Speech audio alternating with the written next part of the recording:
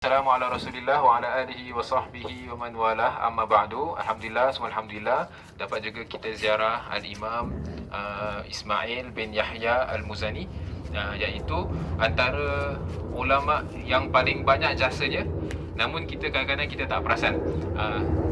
Imam Ismail bin Yahya Al-Muzani merupakan anak murid Imam Muhammad bin Idris Asy-Syafi'i, anak murid paling dekat dengan Imam Syafi'i. Nanti kita akan belajar bagaimana Imam Syafi'i sampai ke Mesir, apa yang Imam Syafi'i buat di Mesir dan sebagainya. Jadi Imam Muzani merupakan anak murid paling dekat bila Imam Syafi'i berada di Mesir. Anda nukilkan sendiri qaul Imam Syafi'i tentang Imam Muzani. Imam Syafi'i mengatakan Al-Muzaniyu sadri, Al-Muzaniyu nasiru madhabi. Imam Syafi'i punya firasat. Imam Syafi'i kata Imam Muzani ni dada kat aku. Maksud dia segala ilmu Imam Syafi'i ada pada Imam Muzani. Al-Muzaniyu nasiru madhabi. Imam Muzani lah yang akan defend, yang akan sebarkan mazhab aku. Imam Syafi'i dan Imam Syafi'i sendiri kata, "Lau nazara al-Muzaniyu syaitan laqata'ah ataupun la ghalabah." Imam Syafi'i kata tamakunnya Imam Muzani tu, dia kata kalau dia debate dengan iblis, dia debate dengan syaitan, confirm Imam Muzani pun akan menang. Kerana syaitan dan iblis, mereka kata mereka lebih, diorang punya hujah banyaklah. Contoh, anda kasi berikan contoh. Bila Allah SWT kata malaka la tasjudu li Adam. Kenapa?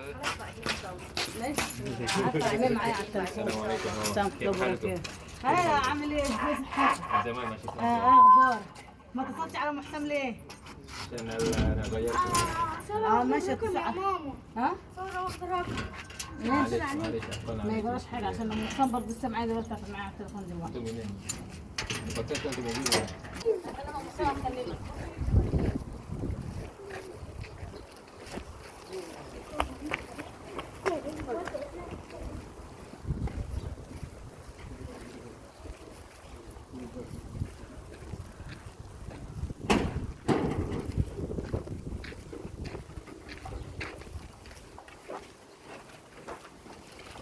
تعالى بقى كلمنا ام محسن قبل ما تخش الاول. Hisab wala Hasan. لا ام حسين هي ام حسين Jadi sini. لا لا خدي كلمي معاك يا محمد، خدي كلمي خدي كلمي معاك.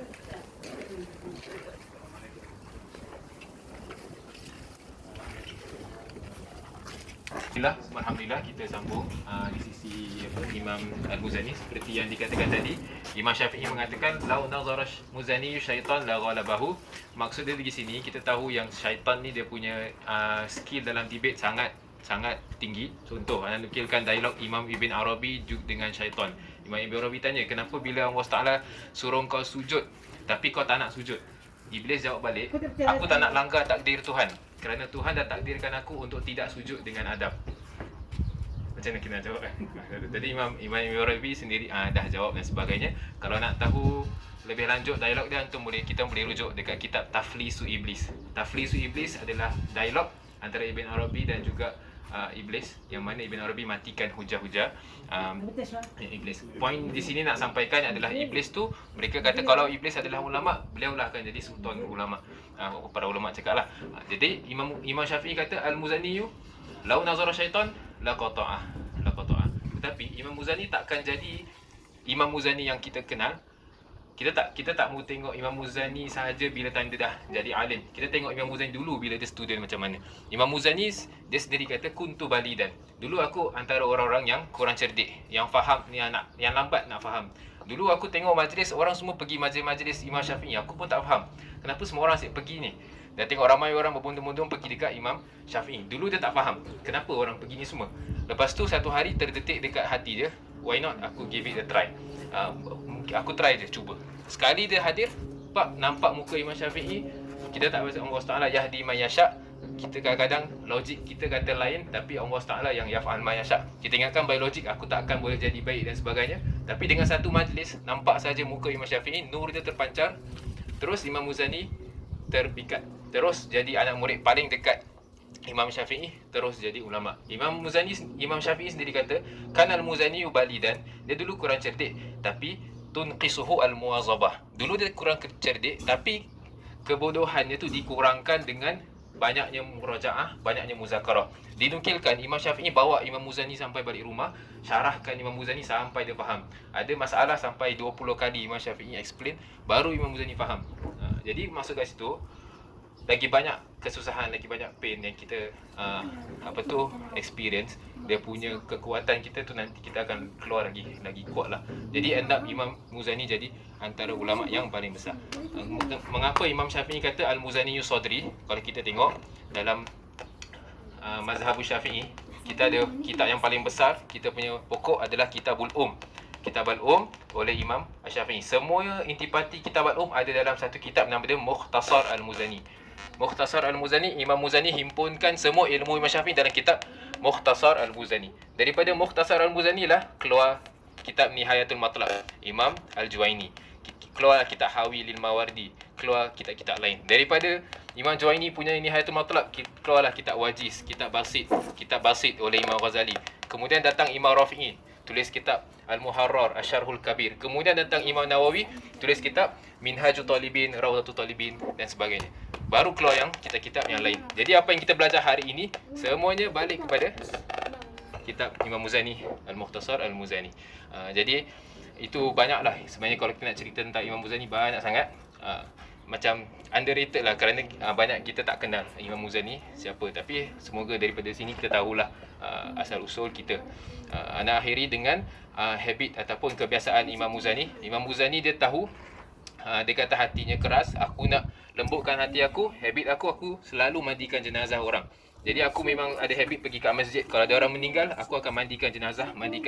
Aku jadikan habit untuk lembutkan hati, ingat mati dan sebagainya. Dan akhir sekali Imam Muzani lah dapat kemuliaan memandikan jenazah Imam Syafi'i sendiri.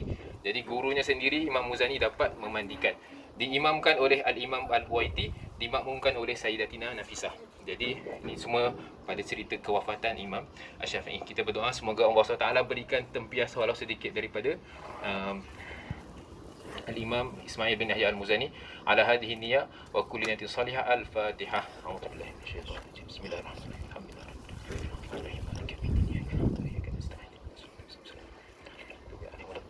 اللهم يا من وفق أهل الخير للخير وأعنهم عليه وفقنا للخير وأعنا عليه. اللهم إنا نسألك فعل الخيرات وترك المنكرات وحب المساكين. اللهم أذهب غيظ قلوبنا وأجرنا من مضلات الفتن. ربنا اغفر لنا ذنوبنا ولوالدينا وارحمهم كما ربونا صغارا. ربنا آتنا في الدنيا حسنة وفي الآخرة حسنة وقنا عذاب النار. اللهم اختم لنا بحسن الخاتمة ولا تختم علينا يا الله بسوء الخاتمة. وصلى الله على سيدنا محمد وعلى آله وصحبه وسلم. Alhamdulillah rabbil alamin. Taqabbalallahu minkum. Syafi'i ada makam-makam lain juga, semuanya makam-makam yang dahulu-dahulu juga. Kalau kita tengok dekat daerah Fahrun, kat sini ada seorang alim juga yang dikebumikan yang nama dia Al-Imam Syaiban Ar-Ra'i. Al-Imam Syaiban Ar-Ra'i. Kita boleh baca kisah-kisah Al-Imam Syaiban Ar-Ra'i lah, and dialog dia bersama Imam Syafi'i dan juga Imam Ahmad bin Hanbal, tak silap. Dialog dia berbunyi macam Imam Ahmad bin Hanbal tanyalah Imam Syafi'i, tak silap, maaf, bantu boleh cek balik dia tanya Syaiban Ar-Ra'i, apa kalau kita terlupa dalam solat, kita kena baca doa kunut ataupun tidak, kan? Syaiban Ar-Ra'i jawablah, untuk ikut mazhab kau ke untuk mazhab aku? Jadi Imam Syafi'i jawab, kalau mazhab aku, kalau terlupa dan kita bacalah doa kunut. Tapi Syaiban Ar-Ra'i kata, kalau terlupa, kalau lalai pun pada aku dah kena doa, dah kena baca sujud sahwi, sujud sahwi, sorry. Kalau lupa asam sunat kan kena sujud sahwi. Tapi Syaiban Ar-Ra'i kata, untuk aku, kalau kau lalai seketika pun kau tak khusyuk pada aku, tu dah kena sujud sahwi. Tu maksud dia. Kira standard dia lah, lebih high. Kemudian Imam Syafi'i tanya, bila wajibnya zakat? Syaiban Ar-Ra'i jawab balik, mazhab kau ke mazhab aku? Kalau mazhab kau wajib zakat kalau dah sampai nisab, haul dan sebagainya. Untuk mazhab aku, semua harta al-abdu wa ma malak kulluhu lillah. Semuanya semuanya nak kena keluarkan. So kat sini point dia adalah hasanatul abrar sayyiatul muqarrabin. Untuk kita maybe kebaikan dia gini, tapi untuk orang ini sayyiah. Pada orang punya level lagi high. Itulah kisah Syaiban Ar-Ra'i. Wallahu a'lam bissawab. Jom kita teruskan perjalanan.